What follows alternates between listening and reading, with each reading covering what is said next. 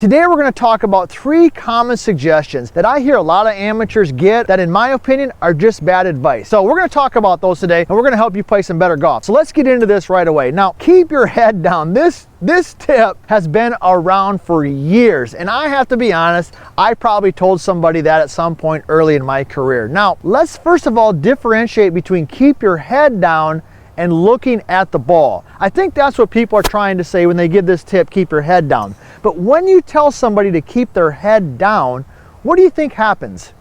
Well, typically it creates kind of stress or tension because they're trying to lock their head in on the golf ball. And what that does is it restricts body movement. And if you look at some of the great players of all time, their head moves through the impact zone and their head starts to almost swivel and look towards the target. Now, why is that important? Well, because it allows their body to rotate. And most of us, we need more rotation in the golf swing. So my suggestion here is you should look at the ball, but look at the ball and don't be afraid though to let your head swivel and your head move. That is not a bad thing. And quite honestly, I think a little bit of head movement through the strike is something that can help a lot of people play better golf. So that's the number one thing I want to tell you is not keep your head down, but look at the ball, but do not be afraid to let your head move a little bit. And I think that's a great way to play the game. Now, the second tip or suggestion I hear a lot of people talk about is keep your lead arm straight. So I'm a right-handed golfer, so for me that's my left arm.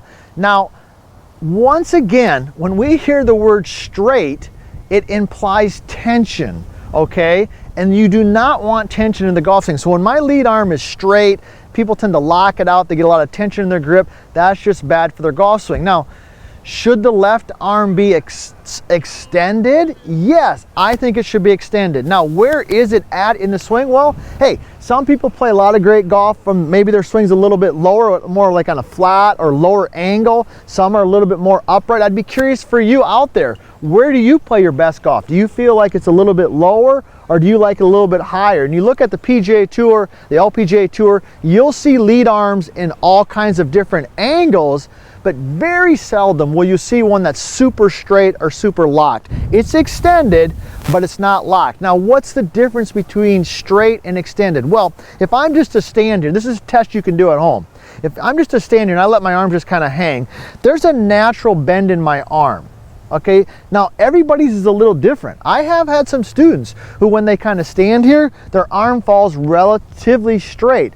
What I want to look for is I want whatever their natural bend is here, I want to see that same bend at the top of their backswing or in their backstroke. So that's a good way and a simple way for you to kind of test that out. So I'd be curious to kind of see what you have to say, like where do you like your lead arm to be in the backswing? Now, I didn't plan on talking about this, but it just came to me, so I think this is important. So I want to visit this real quick. The angle that it should be at, this is general, okay? Like I said, some are up, some are down. I like to see the lead arm on an angle that's kind of relative to like my shoulder angle. So if my shoulders are at this angle, all right, not this way, not that way, okay, they're at this angle, as you can see the club's kind of pointing. I like my lead arm to be kind of in a similar spot. I think that's where most people play their best golf. And before we're done here at the very end, I'm going to give you a tip to get your arm in that position. So be sure to stay tuned to the end because I'm going to give you that little tip. So, all right, so that's the second one.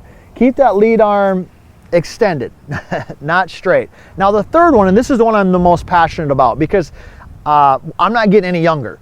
All right, I'm pushing 50 now. My body does not move like it used to. And so I need to be able to move into pivot. So I hear a lot of golfers say, hey, and I even hear sometimes instructors say this, restrict your hip turn or keep your trail leg, which for me is my right leg, my right knee, bent. Keep it bent, restrict the hip turn. Once again, I'm not saying that there's nobody who plays golf like that, but I just think that's bad advice, especially for you out there who are maybe even over 30, 35 years old. That's just bad advice. Now, why is that? Well, because when you restrict your hip turn, okay, whether it be just restricting it or keeping your trail leg, your right knee locked up, you're not able to rotate your shoulders and turn. Okay, and so then what happens is that people complete their backswing with their arms and their wrists. So this is very common. They'll get set up, like, oh, I got to keep my hips. I want to hit the ball further, so I got to restrict my hip turn. So they restrict their hip turn, and then based on their flexibility, they're not able to turn their upper body. So then they complete their backswing with just their arms and their wrists. Just a bad position for you to be in. So I'm going to suggest that you let your trail leg, okay, let it release a little bit. Release, that's the key word, doesn't lock, it releases, and that allows your hips to turn, and as your hips turn, then your shoulders will turn, your upper body, your torso will turn, and you'll be able to get that club in a good position. So that's the third thing. Now, once again, as I said, hopefully you subscribed already to our channel because we got some great information, or leave a comment.